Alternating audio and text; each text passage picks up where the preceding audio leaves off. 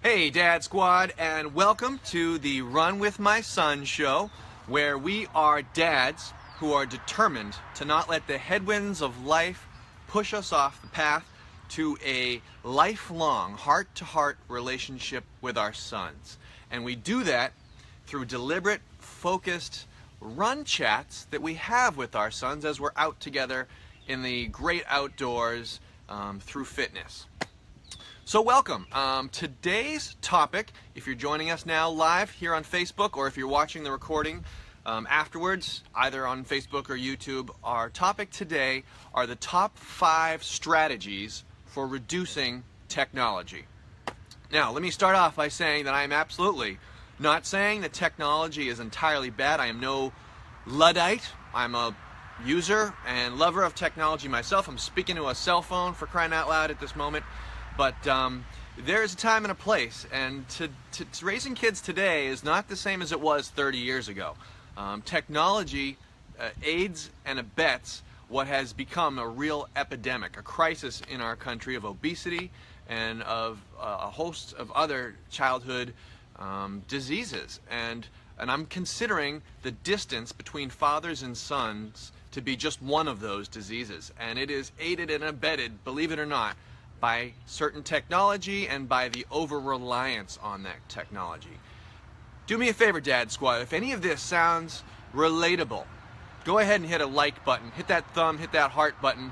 If you too have experienced this, where your son is more interested in continuing to play his Game Boy, his iPad, his tablet, watch television, play whatever video games are on there that his friends are playing at school, beyond what you've asked. You tell him it's time to shut it down in 5 minutes. Well, 10 minutes later, he's still playing away.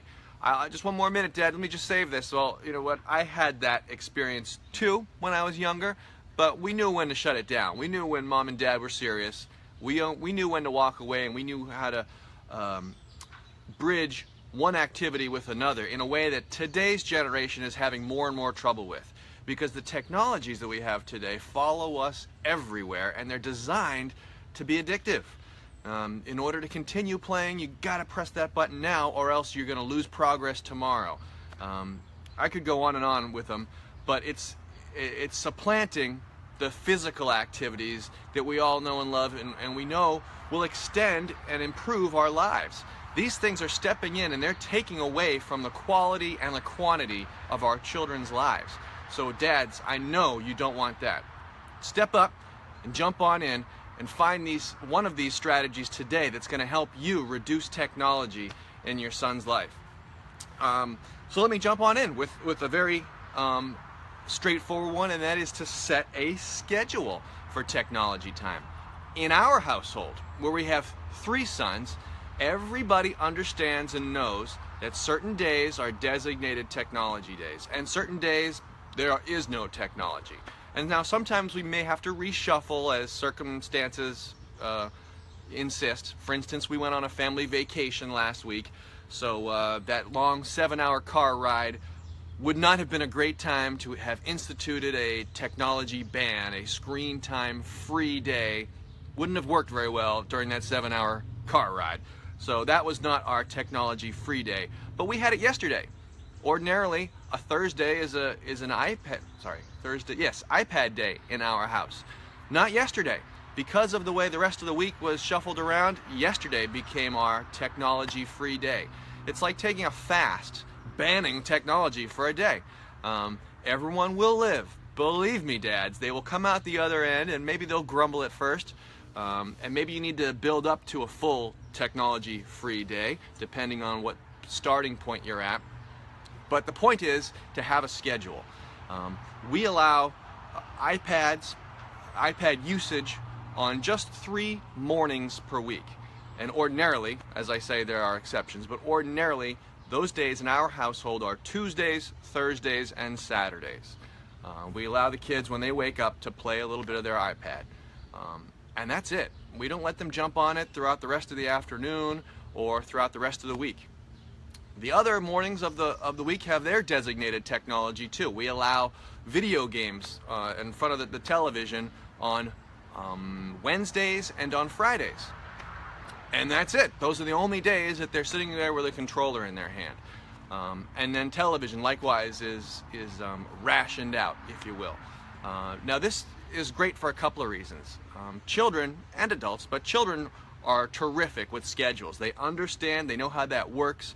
It builds a confidence that, wow, I'm at a low point. I don't know how much longer I can last, but I can look forward to tomorrow because tomorrow is video game day. They understand to put off their gratification for another day. It builds some discipline, and it also builds some reward. Schedules, they use it throughout their whole school day. So for a lot of reasons, schedules are helpful. And it helps you to draw the line so that you're not the bad guy for saying it's time to put that iPad away. The schedule is the bad guy. Look, today's not iPad day. I'm sorry, I can't do anything about it. You know, of course, you and I both realize that you're dad and you're the one who created the schedule, but you know what? You know, your son might not. He might, be focusing his frustration away from you and back onto the schedule if you have set a schedule, dads. So that's number one. Tip number one, strategy number one is to use a schedule with your technology time.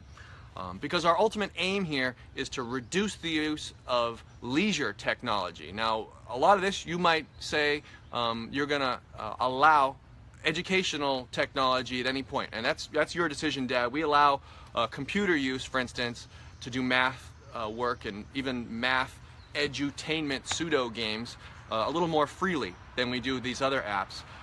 But we're going to reduce the use of leisure technology and replace it with more and more physical fitness. And that really bridges well with strategy number two, and that is to join the 2-to-1 club.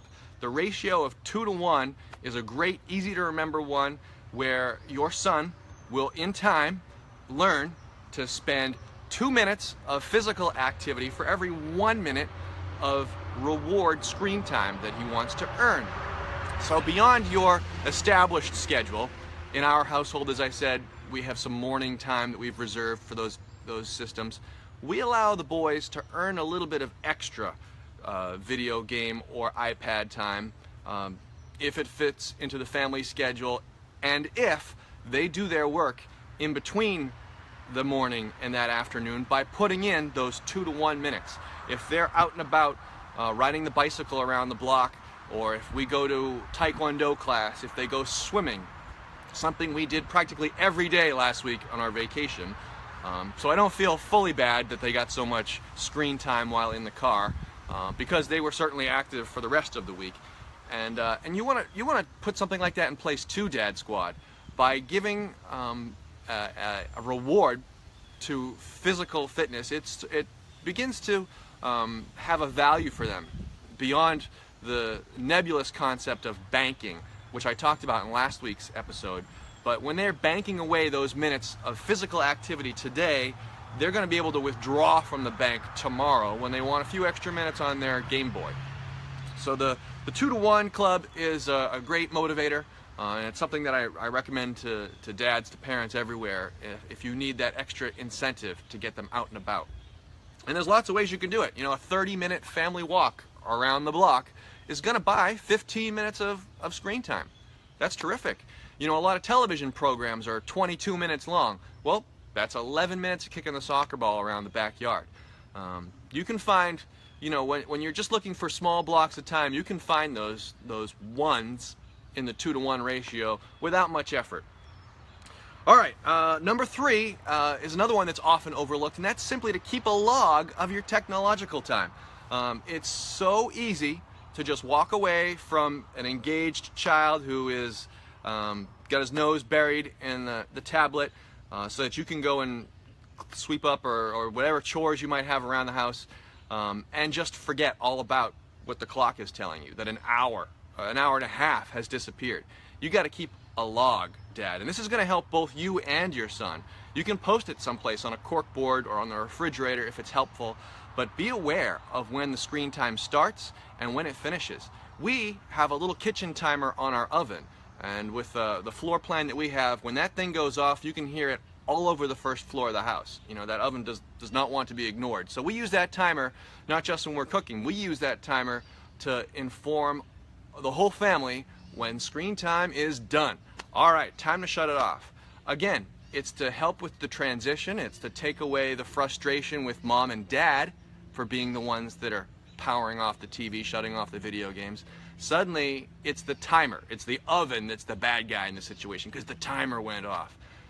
If you aren't setting a schedule, if you aren't logging it, writing it down, analyzing it so that you can see that, wow, yesterday we played too much video games. We went about 15 minutes over, guys. You can't reduce, correspondingly the following day. You can't reward either. If you're not logging how many minutes we spent outdoors fishing on Saturday, then how are we ever going to properly reward that with the earned screen time? So keep a log, write it down. My challenge to you for this week, go ahead, use a sheet of paper. It doesn't need to be anything fancy, and write down Sunday through Saturday. Write down the time spent on the screens and the time spent out and about exercising. The AAP, the American Academy of Pediatrics, recommends no more than 2 hours of screen time per day. Television, cell phone, iPad, tally it all together, 2 hours maximum. But the average child in America today spends 40 hours, it's in episode, I know it's in episode 3, facing the epidemic, this is what happens when you go live, folks. Facing the childhood obesity epidemic. The exact figure is in there, but it's shocking. The amount of time actually spent in front of our televisions, children and adults, is shockingly well beyond 2 hours a day. I think it was coming close to 3 to 4 hours a day spent there, honestly. And if half your child's waking daytime hours are spent in front of some screen or another, there's a problem there. And it's only going to worsen as that ball rolls further down the hill. So be aware, be logging it, and keep it someplace accessible so that everybody can refer back to it. And appropriately reward or readjust if perhaps too much screen time has been indulged already. All right, number 5, I alluded at, number 5? Sorry, this is number 4, yeah. Make time for family activities. They won't happen spontaneously if your household is like most households. Adults have got jobs and workplaces they need to be, sometimes both parents working. On those few days when we're not working, we got all kinds of household responsibilities and chores, things we need to take care of. If you just let life march on forward, the family activity time is not going to make it onto the schedule. It's one of the first things to go, frankly. So you got to make time, dads, and that means looking ahead. That means discussing with the whole family. If you're a two-parent household, talking to your wife, your spouse, talking to your kids about what we're going to do this weekend, what activities we're going to schedule this fall. Okay, after school, guys, what do you want to do this fall? Because I see they're offering bowling, they're offering taekwondo, they're offering soccer. We can do one of these things, but which one do you like most? You like baseball? You want to try it out? Your friends are all doing this. You've got to make that conversation exciting, and you've got to involve the whole family and take advantage of numbers. When the whole family is exercising, it becomes more fun than just when Junior is sent out into the backyard with his little sister and expected to make his own fun. I'm not going to discount that. Junior's going to be able to find a way to make fun things happen. But if you schedule family time together and you go someplace exciting and fun, go for a walk around the block, go to the playground, go to the park, and perhaps even from time to time do something even above and beyond. A week and a half ago, our family went to a local mountain and hiked that, and we try to do 2 or 3 times a year, something like that. A long, full morning of walking, hiking, and being rewarded with great views at the top of a mountain. Last week, while we were on vacation, partly in celebration of vacation, partly in celebration of birthday number 7, which occurred for our middle child last week, we celebrated by going on a treetop adventure, one of these paid supervised rope courses where the children got to walk across precarious bridges and stuff, fully strapped and carabined up. But that was the experience of a lifetime for these 3 young boys. They loved it. And the whole time, they didn't even realize they were exercising. They didn't even realize they were getting sunlight. They were getting air. They were doing all these things, running and sliding and zip cording. I mean, it was just a blast. And that's maybe not for every family. Maybe that opportunity doesn't come up often. Maybe Saturdays is the day you work. And I want to be sensitive to that, dads. But you are the master of your schedule. You know when that free available time is, and you can make it happen. My oldest son and I, we like to go running once a week. That's hence the title of our show, Run With My Son. And for us, we've found that Saturday mornings are a great time to do that because it's leisure time. The rest of the family is occupied, and we can go out before the sun gets too hot and have a quick run for 45 minutes or so. So use that schedule and make it deliberate, because if you don't, the opportunities slide right by and you're looking back in regret at what would have been, wow, this, instead of spending the whole day inside as if it were a rainy day, I spent this whole sunny day, doing the thing I didn't want to do because I wasn't deliberate about scheduling it. All right, I think I've spoken long enough on that one. I've also lost track of my numbers here, but forgive me. I think we're on number 5, which is what I did want to end on, and that was to take a technological shutdown. Every once in a while, you just need to reboot that computer, right? If you've got one of these fancy smart TVs, the only kind that they sell nowadays, how often does it, fritz out? It doesn't pick up the Wi-Fi. The only way to fix the thing is to unplug it from the wall and plug it back in. You know what? Our gadgets need to be replugged in every now and then, need to be rebooted. So do our schedules, and so do our children's time with technology. One of the greatest ways to break the cycle of dependence on technology for their amusement is to take a break from it, a fast. Designate whatever it's going to be for you, an hour, a day, a weekend, and stick to it. Let everybody know, let everybody agree in advance on when it's going to be and what sort of activities you're going to replace into there. That's another important thing. You can't just drop all the technology and leave a vacuum there, because then you're going to have frustrated, mutinous kids on your hands. You need to fill it up with a family camping trip or a bicycle ride or something even more exciting, something that feels like they're trading up, which is another little secret you can add in there. And it's simply about being a salesperson, being a salesman, dads. But when you take one of these technological fasts, you'll find that you're going to increase your son's stamina, endurance in the realm of withdrawing from technology. Every time you do one of these, it becomes a little bit easier, doesn't it, dads? The next time down the road, you're going to take one of these technological fasts. So I encourage you to make it part of your routine. It may already be part of your routine to fast from foods every now and then, to take a break from one thing or another. Technology is a great thing to take a break from. Trust me, the species survived for 200,000 years plus without it. So you will survive a day, a Saturday, a weekend. All right, well, I could go on and on. In fact, I will go on and on next Friday, same time, 10:30 a.m. Eastern Standard Time, when we go back on the air live for part 2. I called today the top 5 strategies for reducing technology. Maybe I shouldn't have said top, because I got 5 more for you next week, and they're just as good as these 5. So please do come back, rejoin us next Friday. Hit that share button. Sharing is caring. Let the other dads in your circle know about what we're doing here. Encourage them to build their relationship with their sons using technology, or escaping technology through fitness. And as promised, I told you that I'd have another great giveaway for you today. If you go to the website, runwithmyson.com/contract, we've put a little printable, downloadable printable contract that you and your son can enter into together. You can sign your names on there, pledging to one another that you're going to do as much as you can on this date to reduce the amount of technology you use and to do more physical activities.